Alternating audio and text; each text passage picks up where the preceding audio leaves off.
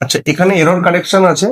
তো আমি প্রত্যেকটা মানে সেন্টেন্সে কিছু ভুল দিয়েছি, সেগুলো এরর কারেকশন করতে হবে। তো প্রথমে এটা দেখি, this is the man whom I remember had pick my pocket.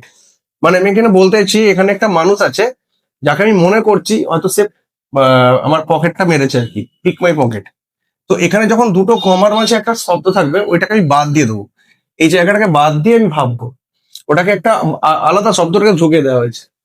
তো এই জায়গাটাকে এরকম ভাবে ভাববো, this is the man whom had pick my pocket. এবারে সাবজেক্টকে এখানে দেখতে হবে।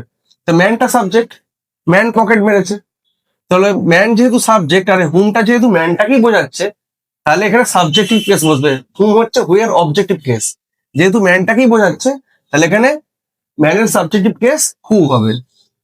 তাহলে জিনিসটা হচ্ছে this is the man who had pick my pocket, আর আই রিমেম্বার সেটা আমি মনে করছি। এবার হ্যাড আছে বলে পারফেক্ট টেন্স, এখানে তাহলে পিকের বদলে পিকড হবে।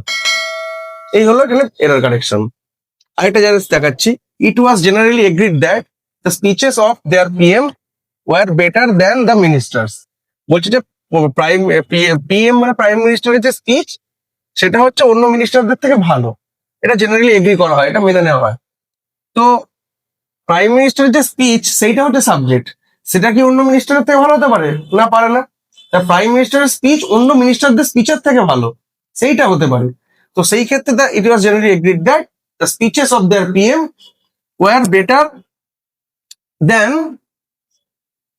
দোজ অফ মিনিস্টার্স হবে।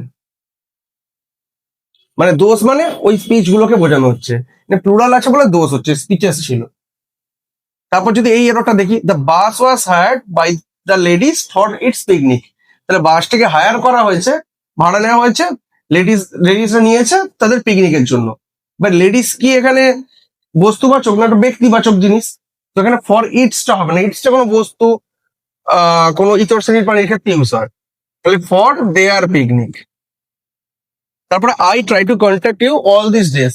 আমি অল দিস ডেজটা মানে কি অনেক দিন ধরে করছি, মানে এই দিনগুলোতে করছি। তাহলে একটা সময় বুঝিয়ে কাজটা কন্টিনিউ হচ্ছে, তার মানে এটা হবে পারফেক্ট কন্টিনিউয়াস হবে। তাহলে ট্রাই এর জায়গায় কি হবে? I have been trying, present perfect continuous হলো।